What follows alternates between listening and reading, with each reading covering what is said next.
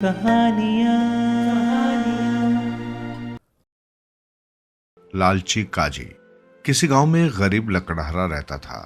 वो रोज सुबह जल्दी ही जंगल चला जाता और पूरे दिन कड़ी मेहनत करके लकड़ियां एकत्रित किया करता था। वो रोज शाम तक लकड़ियां इकट्ठी करता और देर रात तक उन्हें सिर पर लादकर घर लौटता। एक दिन लकड़हारे को बहुत तेज बुखार हो गया। उसने जंगल में लकड़ी लाने के लिए अपने पड़ोसी से घोड़ा गाड़ी मांगने का फैसला किया। लकड़हारे के पड़ोसी का नाम राम सिंह था। राम सिंह बहुत ही चालाक व्यक्ति था। वो हमेशा ही गरीब लकड़हारे को परेशान करना चाहता था। अब लकड़हारे ने राम सिंह से घोड़ा गाड़ी मांगी तो राम सिंह ने उससे कहा, तुम मेरी गाड़ी शाम तक के लिए ले सकते हो, लेकिन इसमें कोई भी टूट फूट नहीं होनी चाहिए। लकड़हारा तुरंत गाड़ी लेकर जंगल की ओर चल दिया। उसने जल्दी जल्दी लकड़ियां इकट्ठी की और वापस घर के लिए चल पड़ा। रास्ता बहुत खराब था और गाड़ी में वजन होने के कारण बहुत परेशानी हो रही थी। बार बार सड़क पर झटके लगने से गाड़ी का पिछला पहिया टूट गया। लकड़हारे ने पहिया सही करने की पूरी कोशिश की, लेकिन वो नाकाम रहा। उसने पहिए की थोड़ी मरम्मत की और आगे बढ़ गया, लेकिन वो गाड़ी को ज्यादा आगे नहीं ले जा पाया क्योंकि पहिया दोबारा टूट गया। अब लकड़हारे की परेशानी बढ़ गई। वो किसी तरह राम सिंह के घर तक पहुंच गया, लेकिन तब तक बहुत देर हो चुकी थी। उसने सारी आप बीती राम सिंह को सुनाई, लेकिन राम सिंह का गुस्सा ठंडा नहीं हुआ और उसने लकड़हारे से कहा कि अब फैसला काजी जी के पास ही होगा। गरीब लकड़हारे ने उसे बहुत समझाया, लेकिन राम सिंह ने उसकी एक न सुनी। अगले दिन सुबह जब लकड़हारा कोर्ट जाने के लिए चल दिया तो रास्ते में उसका पैर फिसल गया और वो नीचे गिर गया। वो जहां गिरा उस जगह एक अन्य व्यक्ति की भैंसा गाड़ी खड़ी थी। लकड़हारे के गिरने से गाड़ी टूट गई, जिससे गाड़ी का मालिक चिल्लाने लगा और वो भी लकड़हारे को कोर्ट में ले गया। कोर्ट में लकड़हारा राम सिंह से मिला। वो लकड़हारे को देखकर कुटिलता भरी हंसी हंसा और कहने लगा कि मैंने काजी से पहले ही पैसे की बात कर ली है, अब वो मेरे ही हक में निर्णय करेगा। लकड़हारा इस बात से बहुत दुखी हुआ और उसने वहीं सड़क से एक पत्थर उठाकर अपनी जेब में रख लिया। उसने सोचा कि यदि काजी मेरे खिलाफ फैसला सुनाएगा तो मैं कोर्ट में ही उसके सिर पर पत्थर मार दूंगा, जिससे उसे अपनी करनी का फल मिल जाएगा। अब वे तीनों काजी के कमरे में पहुंच गए। जल्द ही राम सिंह और दूसरे गाड़ी वाले ने अपने अपने केस काजी के सामने रखे। लकड़हारा अपनी जेब में पत्थर को बार बार हिलाने लगा। जब काजी ने उसे बार बार जेब में हाथ देते हुए देखा तो उसने सोचा कि जरूर इसकी जेब में सोने के कुछ सिक्के हैं। ऐसा सोचकर काजी ने फैसला लकड़हारे के हक में दे दिया। काजी ने कहा कि दोनों ही केस में लकड़हारे की कोई गलती नहीं है। उसने किसी भी गाड़ी को जानबूझकर नुकसान नहीं पहुंचाया। जो भी हुआ अनजाने में हुआ। ऐसा कहकर काजी ने केस समाप्त कर दिया। केस का निर्णय सुनकर राम सिंह व दूसरा गाड़ी मालिक दोनों ही आश्चर्यचकित रह गए और काजी को बुरा भला कहते हुए कोर्ट से बाहर जाने लगे। अब कोर्ट में केवल काजी और लकड़हारा रह गए थे। काजी तुरंत लकड़हारे के पास आया और उससे सोने के सिक्के मांगने लगा। लकड़हारे ने उससे कहा कि मेरे पास सिक्के नहीं है, मेरे पास ये पत्थर है जो मैंने तुम्हारे सर पर मारने के लिए रखा था। ये कहकर लकड़हारा कमरे से बाहर निकल गया और काजी केवल उसकी तरफ बिना पलक झपकाए देखता रहा। उसने सोने के सिक्कों के लालच में आकर राम सिंह के पैसे भी छोड़ दिए थे। इस केस से काजी को बहुत बड़ी शिक्षा मिली और उसने प्रण किया कि वह आगे से कभी भी लालच नहीं करेगा और सभी केस में सही न्याय करेगा।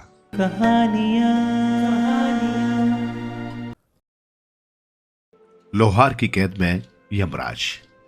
कई सदियों पहले एक बार एक महात्मा अपने शिष्यों के साथ घूम रहे थे। एक दिन घूमते हुए रात में वे एक लोहार की दुकान पर पहुंचे और रात बिताने की जगह मांगी।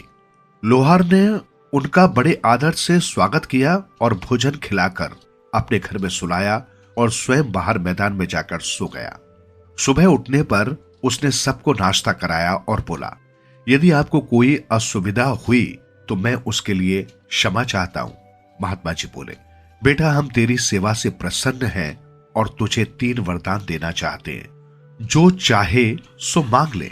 पहले तो लोहार सकुचाया और फिर सोचकर बोला, महात्मा जी, यदि आप देना ही चाहते हैं तो मुझे 100 वर्ष की आयु का वरदान दीजिए।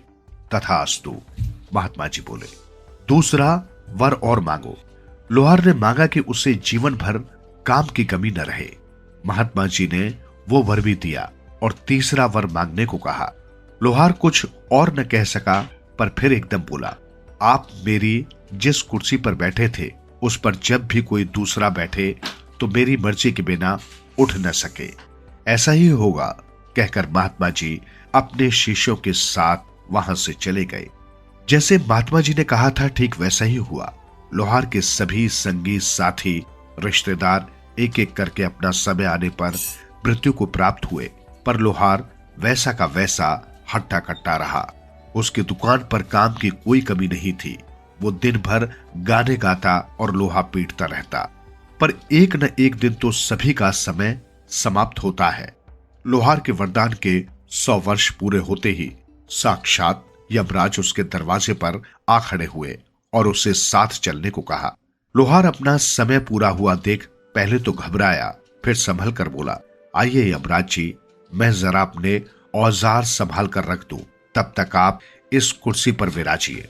यमराज कुर्सी पर बैठे ही थे कि लोहार ठाका मारकर हंसा और बोला, अब आप यहां से मेरी मर्जी के बिना नहीं जा सकते। यमराज ने बड़ी कोशिश की पर कुर्सी से उठ ही न सके। लोहार उन्हें वहीं बैठा छोड़कर खिलखिलाता हुआ निकल गया। यमराज को अपनी कैद में पा लोहार को मृत्यु का कोई डर न रहा और इस खुशी में उसका दावत उड़ाने का मन किया। उसने एक मुर्गे को पकड़कर पकाने की सोची। जैसे ही लोहार ने उसकी गर्दन काटी, वो गर्दन फिर जुड़ गई और मुर्गा फड़फड़ाता हुआ भाग निकला। ठहर शैतान की औलाद, मैं तुझे नहीं छोड़ूंगा। लोहार मुर्गे के पीछे दौड़ा पर उसे पकड़ ना पाया। तब उसने एक बकरे को काट डाला, पर घोर आश्चर्य, बकरा भी पुनः जीवित होकर उसके हाथ से निकल गया। लोहार को एकदम विचार आया और वो अपने माथे पर हाथ मारकर बोला, मैं भी कैसा मूर्ख हूं। जब स्वयं यमराज ही मेरी कैद में है तो किसी की मृत्यु कैसे हो सकती है? तो क्या मैं अब कभी अपने पसंद का मुर्गा या बकरा नहीं खा सकूंगा? उसने सोचा। पर यमराज को छोड़ने का मतलब था खुद अपनी मौत को दावत देना। चलो, दलिया और खिचड़ी से ही गुजारा कर लूंगा, जान तो सलामत रहेगी, उसने सोचा। पर अगला साल आते आते मुसीबतें बढ़ने लगी। किसी के भी न मरने के कारण जीव जंतु की संख्या बढ़ने लगी। लाखों मच्छर, मक्खियां, कीड़े मकोड़े, चूहे और मेंढक आदि पैदा हुए और उन्होंने खेतों और खलियानों में रखी सारी फसलें, अनाज खत्म कर डाला। पेड़ पौधों का एक एक फल पक्षियों और कीड़ों ने खा डाला। नदियां और समुद्र मछलियों, मेंढकों और अन्य पानी के जीवों से इतने भर गए कि उनमें से बदबू आने लगी और उनका पानी पीने के लायक नहीं रहा। आकाश टिड्डों और मच्छरों से भरा होने के कारण काला दिखाई पड़ने लगा।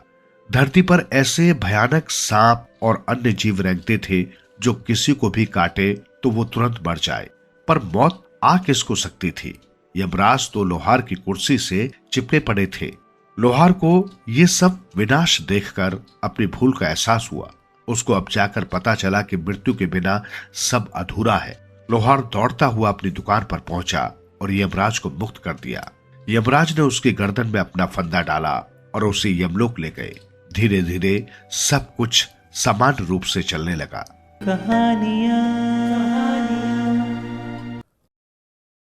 विचित्र गाय। सैकड़ों वर्ष पूर्व पांडिचेरी में उझवर कराई एक धनिकों का गांव था। सबसे धनी व्यक्ति गांव का प्रधान चुना जाता था। तब गांव का प्रधान इतना धनी था कि वो सोने की पादुका पहनता था। उसके पास भूमि एवं पशुओं की देखभाल करने के लिए 1000 नौकर थे। लगभग 1 दर्जन नौकर हर समय उसकी आज्ञा पालन करने के लिए तत्पर रहते थे।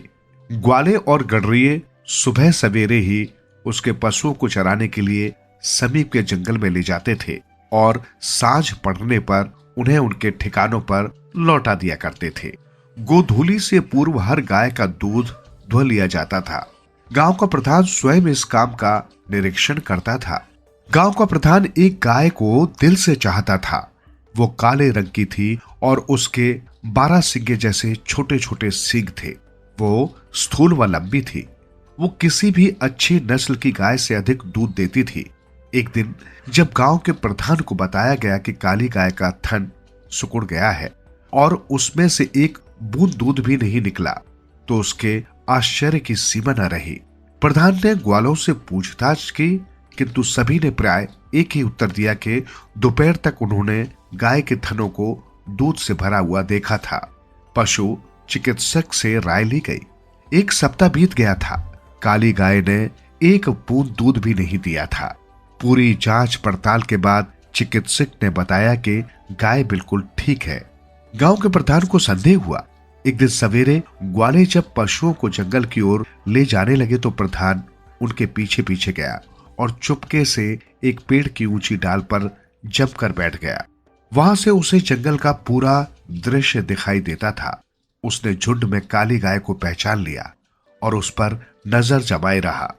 दोपहर तक गाय के थन दूध से भर गए और वो उस गर्भवती स्त्री की तरह लगने लगी जिसके पेट में जुड़वा बच्चे हो। हे भगवान, इतना सारा दूध कहां जाता है? वो आश्चर्य से बुदबुदाया। जब सूर्य आकाश के बीचों बीच था तो काली गाय एक विशेष दिशा की ओर भागी। प्रधान की नजरें भी उसी ओर लगी रही। गाय एक घनी झाड़ी के पास रुक गई। वो एक बुत की भांति खड़ी हो गई और उसके थनों से अपने आप दूध बहने लगा। आश्चर्यचकित प्रधान पेड़ से नीचे उतरा और धीरे धीरे झाड़ी की ओर बढ़ने लगा। झाड़ी में खड़ी काली गाय देखकर उसे बड़ा सदमा पहुंचा। उसके थन वाल्मीकि चींटी का घर के ऊपर थे जो थोड़ा थोड़ा बेल बूटों से ढका था। वाल्मीकि के ऊपर दूध की धार लगातार बह रही थी। उसे दूध के व्यर्थ होने की बात तो मालूम हो गई, किंतु रहस्य ज्यों का त्यों बना रहा। थोड़ी दूर पर ग्वाले चौरस खेल रहे थे। प्रधान उन्हीं के पास भागा भागा गया। जब उन्होंने अपने स्वामी को आते देखा तो वे आदर के साथ खड़े हो गए। मेरे साथ आओ, प्रधान ने चिल्लाकर कहा और वे उसके साथ साथ झाड़ी की ओर चल दिए। गाय को देखकर वो भी मूक हो गए। अपने इर्द गिर्द इकट्ठे आदमियों की आहट सुने बगैर गाय ने दूध की अंतिम बूंद तक बहा दी और उसके थन सिकुड़ गए। गाय पुनः वहां से चरने के लिए चली गई। वहां जरूर कोई सांप होगा, एक सीधे साधे ग्वाले ने कहा। किंतु मुझे ये बात समझ नहीं आई कि गाय किसी जहरीले सांप को दूध क्यों पिलाएगी। दूसरे ने कहा, बिल्कुल ठीक। प्रधान ने विश्वास के साथ कहा, हमें देखना चाहिए वाल्मीकि के अंदर क्या है। ग्वाले जैसे आदेश की प्रतीक्षा कर रहे थे। उन्होंने वाल्मीकि को खोदना शुरू कर दिया। वहां पर कोई सांप नहीं था। अलबत्ता उन्होंने एक पत्थर पर चोट की। बड़ी सावधानी से धीरे धीरे हाथों से मिट्टी हटाई और एक बड़ा सा पत्थर निकाला। ये शिवलिंग था। प्रधान और ग्वालों ने साष्टांग प्रणाम किया और गांव के लोगों को शिवलिंग के प्रकट होने और काली गाय के विचित्र व्यवहार के बारे में बताने के लिए चल दिए। जल्दी नए प्रकट हुए शिवलिंग के लिए एक भव्य मंदिर का निर्माण हुआ। गाय ने आदर पूर्वक देखा और अभिषेक के लिए दूध की धारा बहाना जारी रखा।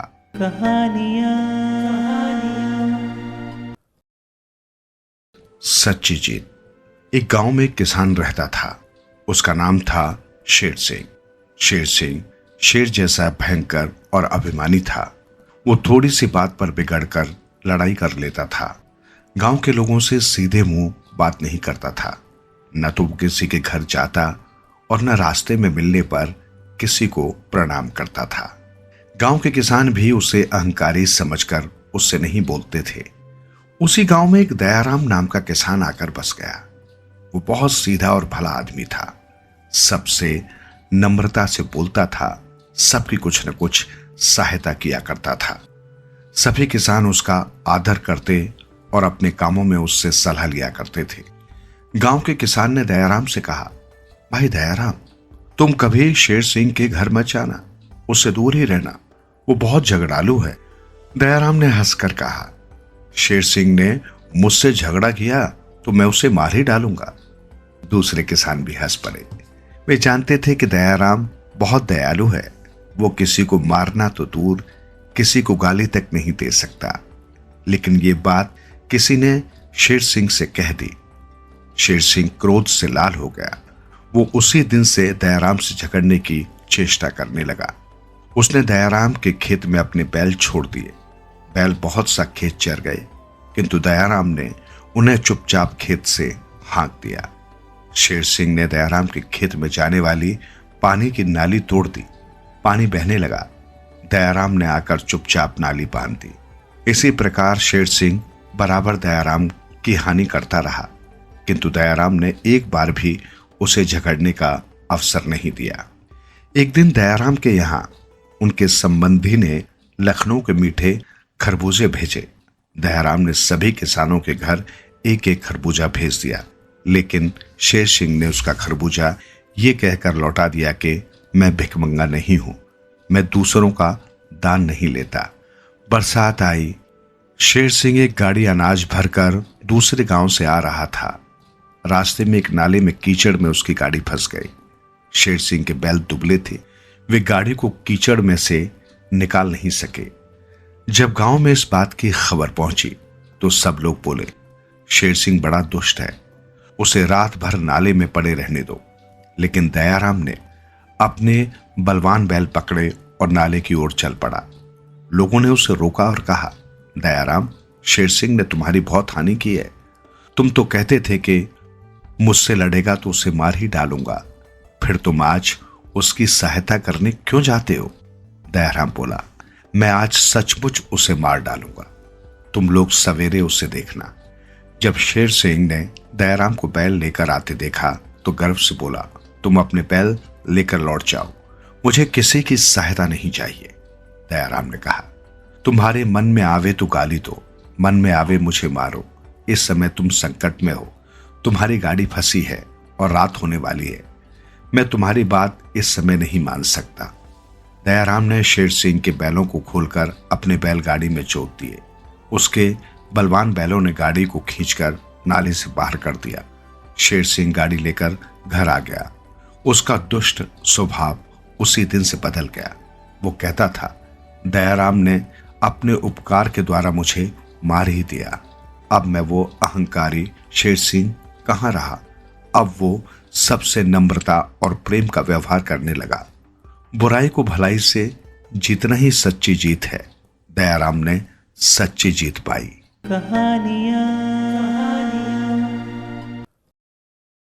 सबलू काका की घोली। सबलू काका हमारे पिताजी के गांव के रहने वाले हैं और गांव में हमारे खेत वे ही संभालते हैं। शायद इसलिए उन्हें काका कहने की आज्ञा माने हमें दी। छोटी सी झोंपड़ी, उस पर 2.5 हाथ की पगड़ी, लंबा चेहरा, कुछ बड़े बड़े दांत, कान चांदी की भारी मुर्कियों से लटके हुए, ऊंची ऊंची धोती और जैकेट। ये हैं हमारे सबलू काका, जिन्हें देख हमारी बाल मंडली खुशी से नाच उठी। होली से एक दिन पहले हमारी बाल मंडली जुटी। समय कोई दोपहर का होगा। रीता, नीता, दब्बू, पप्पू, बुल्ली, बिट्टू और मिक्की सभी मौजूद थे। रीता, नीता, दब्बू और पप्पू हमारे पड़ोसी हैं। रीता 5वीं में, नीता 4थी में, दब्बू 3री में और पप्पू घर पर ही पढ़ते हैं। बुल्ली, बिट्टू और मिक्की ये तीनों मेरे भाई बहन हैं। बुल्ली 5वीं में, बिट्टू 4थी में और मिक्की 3री कक्षा में पढ़ रही है। हम सब ने अब तक रीता की गुड़िया का ब्याह, नीता की गुड़िया का गोना और मिक्की के गुड्डे की सगाई के समारोह मिलजुल कर किए हैं। इनमें दावतें भी हुई, मारपीट भी हो गई, पर लड़ झगड़ कर हम सब फिर एक हो जाते हैं। एक दूसरे से कुट्टी कर लेते हैं, पर थोड़ी देर के लिए। योजना बननी शुरू हुई कि सबलू काका को कैसे रंगा जाए। ये तो निश्चय कर लिया था कि रंगा जाए तो ऐसा कि बस सबलू काका जिंदगी भर याद रखे और कभी भूलकर भी होली के दिनों में शहर आने का नाम न ले।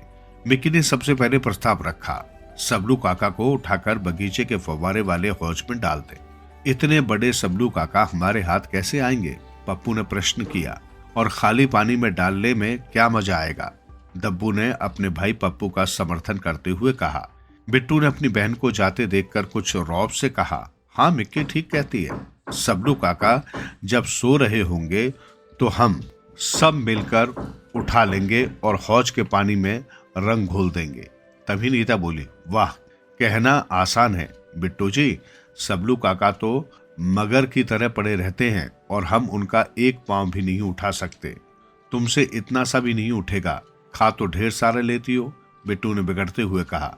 खाते हैं बस, तुम्हें किसने रोका, तू भी खा ना, नीता ने वापस उत्तर दिया। ये बात झगड़े का रूप लेने लगी। मैंने बड़ी मुश्किल से दोनों दलों को शांत किया। प्रधानमंत्री को देश विदेश के ऐसे लड़ाई झगड़े सुलझाने में जितनी मेहनत होती है उतनी ही समझिए मुझे करनी पड़ी।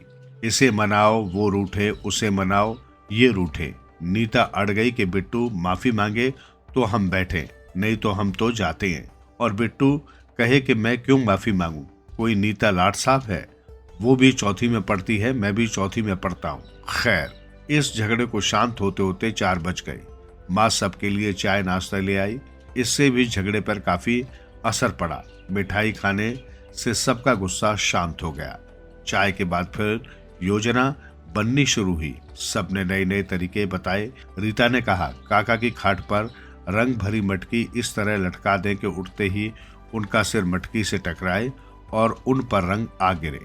नहीं राकेश भैया, सबलू काका को बिछाने के लिए मेरा पलंग दे रखा है ना, वो खराब करने की बात करोगे तो मैं माँ से कह दूंगी। हाँ, मिक्की माँ को लेकर जाकर कहने के लिए खड़ी हो गई। तभी बिल्लू उसका हाथ पकड़कर बैठाते हुए बोला, सबलू काका का सुबह सूरज उगने से पहले ही नहा लेने का नियम है, तो हम रात में ही छत पर बनी पानी की टंकी में खूब सारा रंग क्यों न घोल दे। अरे वाह, नीता तमतमा कर बोली, मेरी दादी माँ भी तो सुबह सुबह जल्दी नहाती है। वो रंग में रंग जाएगी तो पूजा नहीं करेगी और बिना पूजा किए खाना नहीं खाएगी। ऐसा करोगे तो हम बाबूजी से कह देंगे। हाँ, और दीदी अपना पप्पू भी तो सवेरे सवेरे छीछी करता है, दब्बू बोला। मैं अभी जाकर माँ को कह देता हूँ कि ये सब पानी की टंकी में रंग डालेंगे। और पप्पू उठकर माँ के पास भाग गया। हम सबको हंसी भी आई और गुस्सा भी। तभी बिट्टू उछलते हुए बोला, ऐसा करें, सबलू काका 5 बजे नहा धोकर तेल लगाएंगे ही, बस हम तेल की शीशी से तेल निकाल लें और गाढ़ा गाढ़ा रंग भर कर रख दें। अरे बड़ा मजा आएगा मिक्की। फिर तो जब सबलू काका के सिर से रंग निकलेगा तब। दब्बू और मिक्की नन्ही नन्ही तालियां बजाकर खुशी मनाने लगे। उनकी हंसी के बीच ही रीता बोली, और सबलू काका उठकर लाइट तो पहले जलाएंगे ही, हम लाइट के स्विच से एक धागा बांधकर दूसरे छोर पर एक गुब्बारे में रंग भरकर इस तरह लटका दें कि बस स्विच को छेड़ते ही गुब्बारा फट से काका के सिर पर आग फूट जाएगा। और फिर हंसी के कहकाहों के बीच बिल्लू हंसता हुआ बोला, सबलू काका एकदम मुंह धोने भागेंगे, बस बाल्टी में भी रंग घोलकर रख दें। 2-3 घंटे इसी तरह ये शेख चिल्ली की सी योजना बनती रही। कह कहे तालियां और हंसी के शोर से कमरा गूंजता रहा। आखिर हम सब लोगों ने तय किया कि आज की रात हम सब एक ही जगह एक ही कमरे में सोएंगे और सुबह जल्दी उठकर सबलू काका के साथ जो चोट करनी है वो उनके उठने से पूर्व ही कर डालेंगे, ताकि जब सुबह सब उन्हें होली का राजा बना देखें तो खूब हंसें। गुलाबी सर्दी के दिन अलार्म की घड़ी में 4 बजे का अलार्म लगाया और रजाई में रखकर सो गए, ताकि सर्दी की ठंडी और सूनी रात में इसकी आवाज पास के कमरे में सोए सबलू काका को जगा न दे। रात को काफी देर तक अपनी योजना पर सोचते विचारते सोए। सुबह ठीक समय पर अलार्म ने उठा दिया। मैं, रीता, नीता, बिल्लू, बिट्टू और दब्बू अपनी अपनी चीजें उठाकर कमरे से बाहर हो गए, चोरों की तरह। सबलू काका के कमरे का दरवाजा थोड़ा सा खुला हुआ था, सो आसानी से हम सब अंदर प्रवेश कर गए। सबसे पहले मैंने सबलू काका के पलंग के पास जाकर देखा। साफ तो नहीं दिखा, पर हाँ, अंदाज हो गया कि सबलू काका सो रहे हैं, निश्चिंत, बेखबर। बस फिर क्या था, अपनी योजना के अनुसार रीता को लाइट के स्विच के नीचे खड़ा कर दिया, ताकि जैसे ही मैं सोते हुए सबलू काका पर रंग डालूं और वो दौड़कर लाइट जलाने पहुंचे तो नीता ढेर सारा गुलाल उनके मुंह पर मल दे। इसके बाद मैंने नीता को पानी की बाल्टी के पास बैठा दिया, ताकि जब सबलू काका रीता के डाले हुए गुलाल से भर गई आंखों को धोने आए तो नीता ढेर सारा रंग उनके ऊपर उड़ेल दे।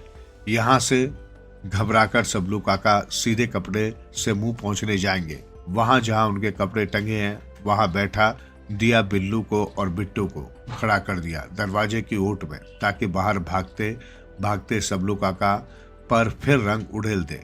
कमरे में अंधेरा होने के कारण शायद सबलू काका लाइट न जला सकने पर खिड़की खोलने पहुंचे, इसलिए वहां दब्बू को खड़ा कर दिया। कुछ ही देर में ये सब इंतजाम कर मैं सबलू काका के पलंग की ओर बढ़ा। बड़ी अलमारी के पास से गुजरा तो मुझे अपने शरीर पर कुछ सांप सा चलने का आभास हुआ। डर के मारे चीख निकलते निकलते बची, बिल्कुल बोलती ही बंद हो गई। सीधी बत्ती जलाने भागा। रीता ने अंधेरे में मुझे ही सबलू काका समझा और गुलाल मुंह पर दे मारा। झटका देकर पानी से आंखें धोने भागा तो नीतू ने डोलची भरा रंग उड़ेल दिया। शोर सा सुनते ही बिल्लू, दब्बू और बिट्टू सब अंधाधुंध रंग और गुलाल फेंकने और चीखने लगे। तभी एक बत्ती जल गई और मैंने देखा सबलू काका उसी अलमारी के पास हाथ में बटी हुई रस्सी लिए खड़े हंस रहे हैं। माँ बत्ती जलाकर हमारी ओर ही आ रही थी। हम सभी रंग में सराबोर खड़े थे, एक दूसरे को भौचक्के से देख रहे थे। माँ के पीछे पीछे ही आए पप्पू और मिक्की दरवाजे के पास खड़े तालियां बजा बजा कर कह रहे थे, और खेलो सबलू काका के साथ होली। हमने पहले ही सबलू काका को बता दिया था, है ना सबलू काका। मेरे सिवा सबकी हंसी से कमरा गूंज उठा।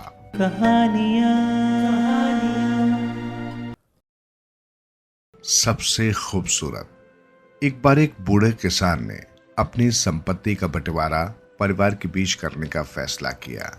एक दिन उसने अपने बेटों से कहा कि तुम सब मेरे लिए एक एक कमीज लेकर आओ। जो सबसे अच्छी कमीज लाएगा उसे मेरा मकान मिलेगा।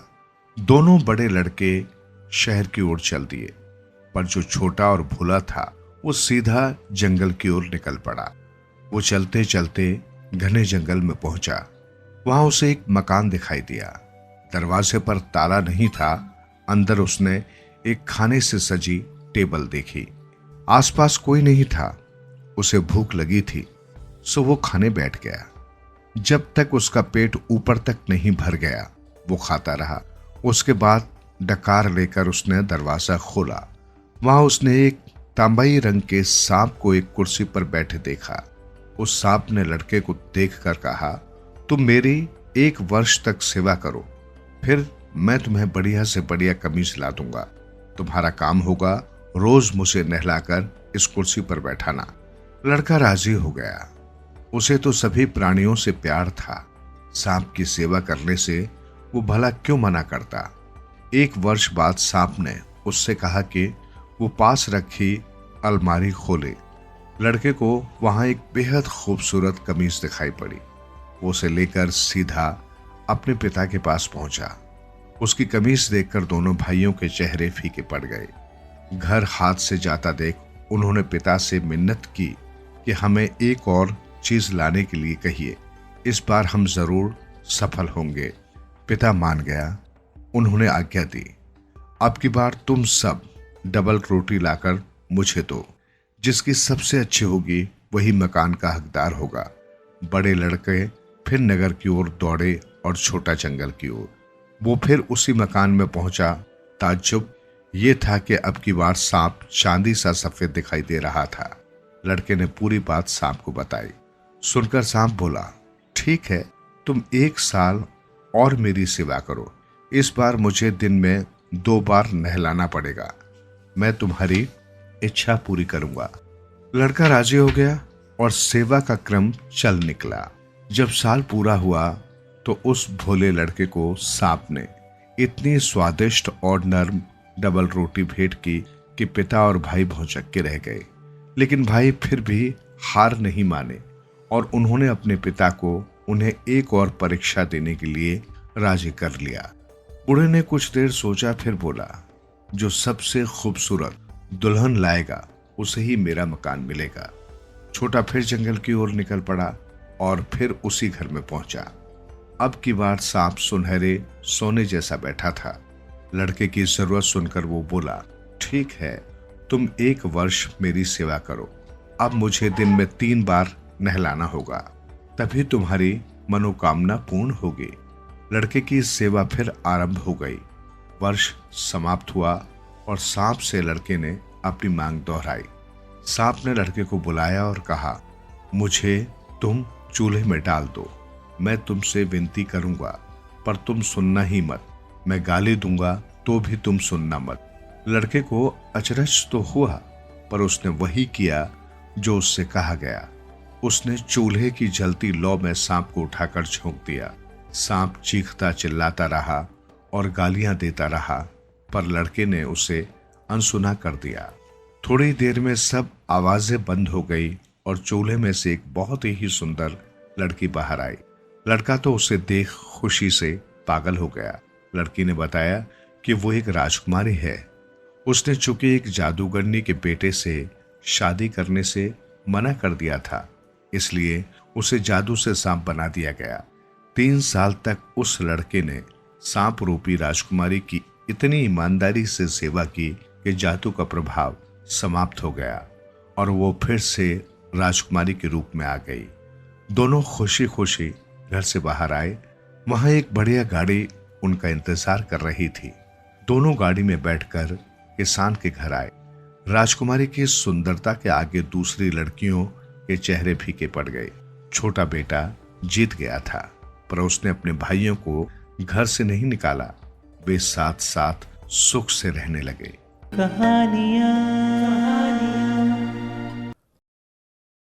साधु की सीख। किसी गांव में एक किसान रहता था। उसके 2 बेटे थे। बड़ा बेटा चालाक था, छोटा भोला था। एक दिन किसान चल बसा। बड़े ने कहा, देख भाई, पिताजी तो रहे नहीं, आओ हम घर व सामान का बंटवारा कर लें। छोटा सहमत हो गया। सारा बंटवारा बड़े ने किया। अंत में 3 चीजें बची रही जिसका बंटवारा संभव नहीं था। एक कंबल, एक आम का पेड़ और एक गोरा गाय। बड़ा बोला, देख छोटे, इन तीनों का बंटवारा भी मैं कर दूंगा। बोल, है मंजूर? छोटा बोला, मैं क्या कहूं, तुम जो ठीक समझो। बड़ा बोला, देख छोटे, कंबल दिन के समय तेरा, रात को मेरा। पेड़ नीचे का तेरा, ऊपर का मेरा। गोरा गाय आगे की तेरी, पीछे की मेरी। ठीक? छोटा बोला, ठीक है। समय बीतता गया। छोटा कंबल को झाड़कर साफ करता, तह लगाकर रखता, रात को बड़ा ओढ़ लेता। वो पेड़ में पानी डालता, रखवाली करता, फल बड़ा तोड़ लेता। वो गोरा गाय को घास खिलाता, पानी पिलाता, मगर दूध बड़ा निकाल लेता। इसी तरह छोटा इस बंटवारे को स्वीकार करके काम के बोझ तले दब गया और बड़ा मजे करता रहा। एक दिन छोटा घास काटता हुआ अपने साथ हुए अन्याय के बारे में सोच सोचकर रो रहा था। वहां से एक साधु गुजर रहा था। उसने बालक को रोते देखकर पूछा, बेटा तुम रो क्यों रहे हो? छोटे ने अपने साथ घटी सारी घटना साधु बाबा को कह सुनाई।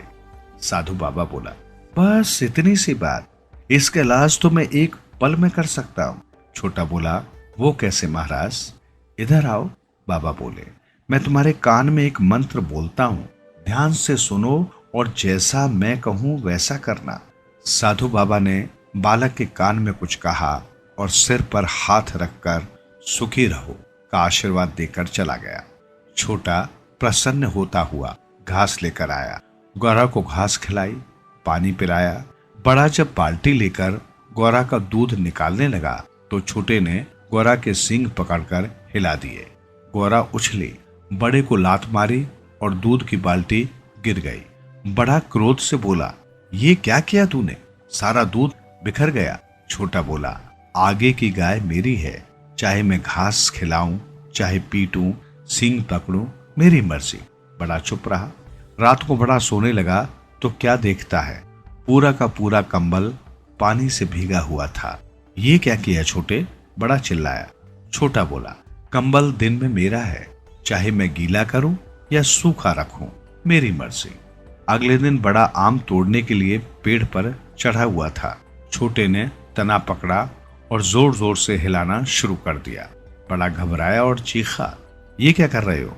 तुम देखते नहीं मैं पेड़ पर चढ़ा हुआ हूं, गिर जाऊंगा। छोटा बोला, मेरी बला से पेड़ के नीचे का हिस्सा मेरा है, मैं तो ऐसे ही हिलाऊंगा। बंटवारा भी तो तुमने अपनी मर्जी से किया था, अब भुगतो। बड़ा समझ गया कि अब उसकी चालाकी के दिन पूरे हुए। अपनी दाल न गलती देख उसने कहा, छोटे चलो बंटवारा फिर से कर देता हूँ। पेड़ के फल भी आधे आधे हम दोनों के, गाय का दूध भी आधा आधा दोनों का, और कंबल एक रात तुम ओढ़ लो और एक रात मैं ओढ़ लूंगा। घास भी दोनों मिलकर लाएंगे और पेड़ में पानी भी दोनों मिलकर देंगे। इस प्रकार साधु बाबा की सीख से छोटे को अन्याय से मुक्ति मिली।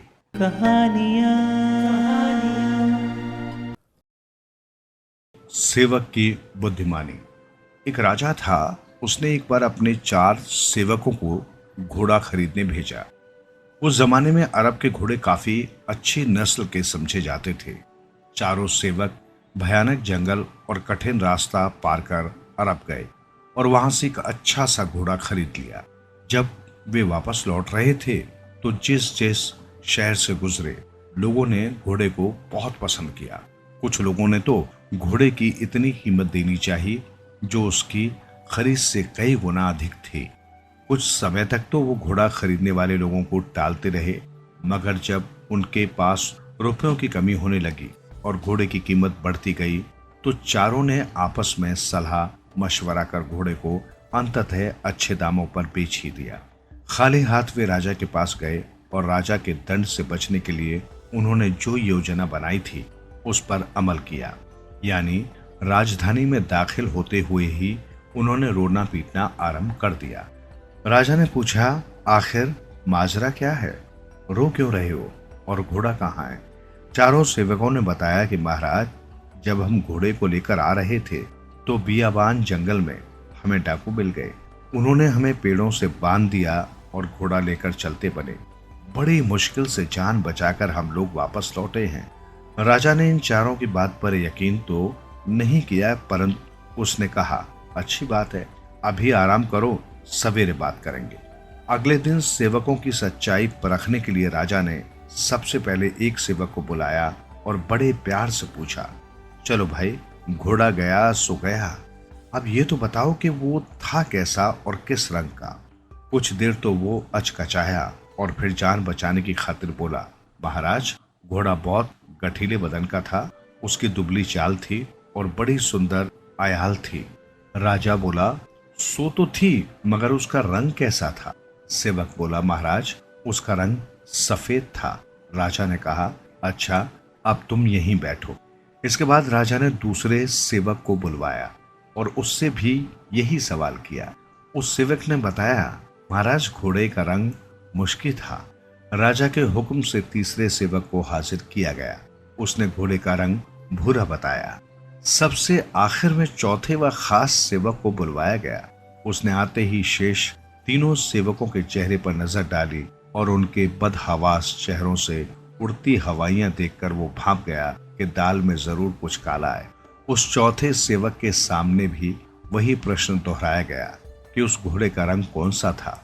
प्रश्न सुनते ही चौथा सेवक समझ गया कि यही सवाल पहले उसके तीनों साथियों से भी पूछा गया होगा और कोई जरूरी नहीं कि तीनों ने ही घोड़े का रंग एक ही बताया हो। चौथा सेवक अपने स्वर में गहरी उदासी घुलते हुए बोला, क्या अर्ज करूं हजूर, वो तो बड़ा ही बेमिसाल घोड़ा था।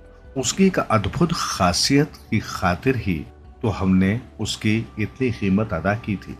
हुजूर, मुझे दुख केवल इस बात का है कि वो नायाब चीज आपको दिखाए बगैर उन बेरहम डाकुओं ने लूट ली।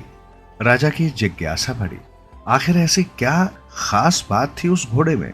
चौथे सेवक घोड़े की विशेषताओं का बखान करते हुए बोला, हुजूर, वो अद्भुत घोड़ा पल पल में रंग बदलता था। कभी वो दूध की तरह सफेद हो जाता तो कुछ ही देर में वो मुश्की रंग का हो जाता और देखते ही देखते भूरा हो जाता।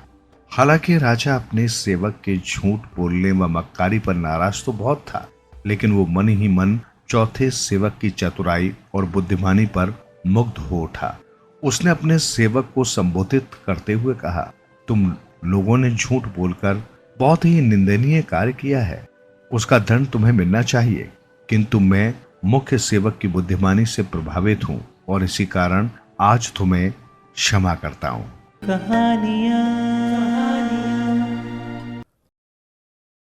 स्वर्ग के दर्शन। बहुत समय पहले की बात है। किसी गांव में लक्ष्मी नारायण नाम का एक भोला भाला लड़का रहता था। वो प्रतिदिन रात में सोने से पहले अपनी दादी से कहानी सुनाने को कहता था। दादी उसे नागलोक, पाताल, गंधर्वलोक, चंद्रलोक, सूर्यलोक आदि की कहानियां सुनाया करती थी। एक दिन दादी ने उसे स्वर्ग का वर्णन सुनाया। स्वर्ग का वर्णन इतना सुंदर था कि उसे सुनकर लक्ष्मी नारायण स्वर्ग देखने के लिए हट करने लगा। दादी ने उसे बहुत समझाया कि मनुष्य स्वर्ग नहीं देख सकता, किंतु लक्ष्मी नारायण रोने लगा। रोते रोते ही वो सो गया। उसे सपने में दिखाई पड़ा कि एक चमचम चमकते देवता उसके पास खड़े होकर कह रहे हैं, बच्चे, स्वर्ग देखने के लिए मूल्य देना पड़ता है। तुम सर्कस देखने जाते हो तो टिकट लेते हो ना, स्वर्ग देखने के लिए भी तुम्हें उसी प्रकार रुपए देने पड़ेंगे। सपने में ही लक्ष्मी नारायण सोचने लगा कि मैं दादी से रुपए मांगूंगा, लेकिन देवता ने कहा, स्वर्ग में तुम्हारे रुपए नहीं चलते, यहां तो भलाई और पुण्य कर्मों का रुपया चलता है। अच्छा, तुम ये डिबिया अपने पास रखो। जब तुम कोई अच्छा काम करोगे तो 1 रुपया इसमें आ जाएगा, और जब बुरा काम करोगे तो 1 रुपया इसमें से उड़ जाएगा। जब ये डिबिया भर जाएगी तब तुम स्वर्ग देख सकोगे। जब लक्ष्मी नारायण की नींद टूटी तो उसने अपने सिरहाने सचमुच एक डिबिया देखी। डिबिया लेकर वो बड़ा प्रसन्न हुआ। उस दिन उसकी दादी ने उसे 1 पैसा दिया। पैसे लेकर वो घर से निकला। एक रोगी भिखारी उससे पैसा मांगने लगा। लक्ष्मी नारायण भिखारी को बिना पैसा दिए भाग जाना चाहता था। इतने में उसने अपने अध्यापक को सामने से आते देखा। उसके अध्यापक उदार लड़कों की बहुत प्रशंसा करते थे। उन्हें देखकर लक्ष्मी नारायण ने भिखारी को पैसा दे दिया। अध्यापक ने उसकी पीठ ठोकी और प्रशंसा की। घर लौटकर लक्ष्मी नारायण ने वो डिबिया खोली, किंतु वो खाली पड़ी थी। इस बात से लक्ष्मी नारायण को बहुत दुख हुआ। वो रोते रोते सो गया। सपने में उसे वही देवता फिर दिखाई पड़े और बोले, तुमने अध्यापक से प्रशंसा पाने के लिए पैसा दिया था, सो प्रशंसा मिल गई, अब रोते क्यों हो? किसी लाभ की आशा से जो अच्छा काम किया जाता है वो तो व्यापार है, वो पुण्य थोड़े ही है। दूसरे दिन लक्ष्मी नारायण को उसकी दादी ने 2 पैसे दिए। पैसे लेकर उसने बाजार जाकर 2 संतरे खरीदे। उसका साथी मोतीलाल बीमार था। बाजार से लौटते समय वो अपने मित्र को देखने उसके घर चला गया। मोतीलाल को देखने उसके घर वैद्य आए थे। वैद्य जी ने दवा लेकर मोतीलाल की माता से कहा, इसे आज संतरे का रस देना। मोतीलाल की माता बहुत गरीब थी। वो रोने लगी और बोली, मैं मजदूरी करके पेट भरती हूँ। इस समय बेटे की बीमारी में कई दिन से काम करने नहीं जा सकी। मेरे पास संतरे खरीदने के लिए 1 भी पैसा नहीं है। लक्ष्मी नारायण ने अपने दोनों संतरे मोतीलाल की मां को दे दिए। वो लक्ष्मी नारायण को आशीर्वाद देने लगी।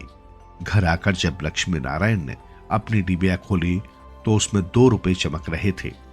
एक दिन लक्ष्मी नारायण खेल में लगा था। उसकी छोटी बहन वहां आई और उसके खिलौनों को उठाने लगी। लक्ष्मी नारायण ने उसे रोका। जब वो न मानी तो उसने उसे पीट दिया। बेचारी लड़की रोने लगी। इस बार जब उसने डिबिया खोली तो देखा कि उसके पहले के इकट्ठे कई रुपए उड़ गए हैं। अब उसे बड़ा पश्चाताप हुआ। उसने आगे कोई बुरा काम न करने का पक्का निश्चय कर लिया। मनुष्य जैसे काम करता है वैसा उसका स्वभाव हो जाता है। जो बुरे काम करता है उसका स्वभाव बुरा हो जाता है। उसे फिर बुरा काम करने में ही आनंद आता है। जो अच्छा काम करता है उसका स्वभाव अच्छा हो जाता है। उसे बुरा काम करने की बात भी बहुत बुरी लगती है। लक्ष्मी नारायण पहले रुपए के लोभ से अच्छा काम करता था। धीरे धीरे उसका स्वभाव ही अच्छा काम करने का हो गया। अच्छा काम करते करते उसकी डिबिया रुपयों से भर गई। स्वर्ग देखने की आशा से प्रसन्न होता उस डिबिया को लेकर वो अपने बगीचे में पहुंचा। लक्ष्मी नारायण ने देखा कि बगीचे में पेड़ के नीचे बैठा हुआ एक साधु रो रहा है। वो दौड़ता हुआ साधु के पास गया और बोला, बाबा, आप क्यों रो रहे हैं? साधु बोला, बेटा, जैसी डिबिया तुम्हारे हाथ में है वैसी ही एक डिबिया मेरे पास थी। बहुत दिन परिश्रम करके मैंने उसे रुपयों से भरा था। बड़ी आशा थी कि उसके रुपयों से स्वर्ग देखूंगा, किंतु आज गंगा में स्नान करते समय वो डिबिया पानी में गिर गई। लक्ष्मी नारायण ने कहा, बाबा आप रो मत, मेरी डिबिया भी भरी हुई है, आप इसे ले लो। साधु बोला, तुमने इसे बड़े परिश्रम से भरा है, तुम्हें इसे देने में दुख होगा। लक्ष्मी नारायण ने कहा, मुझे दुख नहीं होगा बाबा, मैं तो लड़का हूं, मुझे अभी पता नहीं कितने दिन जीना है, मैं तो ऐसी कई डिबिया रुपए इकट्ठे कर सकता हूं। आप बूढ़े हो गए, आप अब दूसरी डिबिया पता नहीं भर पाएंगे या नहीं, इसलिए आप मेरी डिबिया ले लीजिए। साधु ने डिबिया लेकर लक्ष्मी नारायण के नेत्रों पर हाथ फेर दिया। लक्ष्मी नारायण के नेत्र बंद हो गए, उसे स्वर्ग दिखाई पड़ने लगा। ऐसा सुंदर स्वर्ग के दादी ने जो स्वर्ग का वर्णन किया था, वो वर्णन तो स्वर्ग के एक कोने का भी ठीक वर्णन नहीं था। जब लक्ष्मी नारायण ने आंखें खोली तो साधु के बदले सपने में दिखाई पड़ने वाला वही देवता उसके सामने प्रत्यक्ष खड़ा था। देवता ने कहा, बेटा, जो लोग अच्छे काम करते हैं स्वर्ग उनका घर बन जाता है। तुम इसी प्रकार जीवन में भलाई करते रहोगे तो अंत में स्वर्ग पहुंच जाओगे। इतना कहकर देवता अदृश्य हो गए।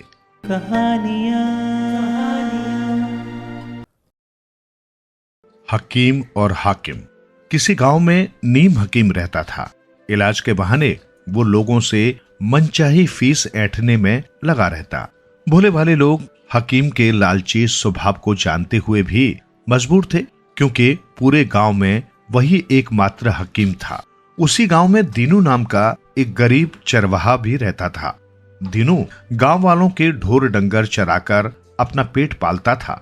उसके पास एक बकरी थी जिसे वो बहुत प्यार से रखता। एक बार दीनू की वो बकरी बीमार हो गई। बकरी को कष्ट में देखकर दीनू बहुत दुखी रहने लगा। उसने अपनी बकरी की बीमारी की बात हकीम से कही। हकीम ने बकरी का इलाज करने से पहले एक शर्त रखी कि उसके इलाज से बकरी ठीक हो या मर जाए, लेकिन वो मुंह मांगे इलाज के पैसे लेगा। अपनी बकरी को ठीक देखने के लिए दीनू के सामने हकीम की बात मानने के अलावा और कोई रास्ता नहीं था। जिस दिन हकीम ने बकरी का इलाज शुरू किया, उसके दूसरे दिन ही सुबह बकरी मर गई। अपनी प्यारी बकरी के मर जाने से दीनू बहुत दुखी हुआ। उधर हकीम ने इलाज के बदले में एक बड़ी रकम चुकाने के लिए कहकर दीनू की परेशानियों को और बढ़ा दिया। दीनू इतनी भारी रकम चुकाने में असमर्थ था। आखिरकार उसने न्यायालय की शरण ली। हाकिम न्यायाधीश ने दोनों पक्षों की बातें सुनी। हाकिम बहुत चतुर थे, वो हकीम के लालच को समझ गए, किंतु दीनू द्वारा मुंह मांगी फीस चुकाए जाने का वादा कर चुकने के कारण हकीम का पलड़ा भारी हो गया था। आखिरकार दीनू को न्याय देने के लिए हाकिम ने एक रास्ता निकाला। उन्होंने हाकिम से दीनू द्वारा किया गया वादा ज्यों का त्यों दोहराने के लिए कहा। दीनू ने वादा किया था कि मेरे इलाज से उसकी बकरी ठीक हो या मर जाए, पर वो मुझे मुंह मांगी फीस देगा। हकीम ने कहा, तो क्या तुमने अपने इलाज से दीनू की बकरी को मार डाला? हाकिम ने पूछा। ऐसा भला मैं क्यों करूंगा? हकीम ने झट से जवाब दिया। तो फिर क्या तुम्हारे इलाज से दीनू की बकरी ठीक हो गई? हाकिम ने कहा। क्या आप जानते नहीं? हकीम ने कहा, वो ठीक नहीं हुई, मर चुकी है। हाकिम को अपना रास्ता मिल चुका था। फैसला सुनाते हुए उन्होंने कहा, वादे की शर्तों के मुताबिक जब हकीम ने अपने इलाज से दीनू की बकरी को न ठीक किया और न ही मारा, तो इसे मुंह मांगी फीस दीनू से लेने का कोई हक नहीं है। और इस तरह हाकिम ने अपनी बुद्धि चातुर्य से दीनू को हाकिम के जाल से बाहर निकाल दिया।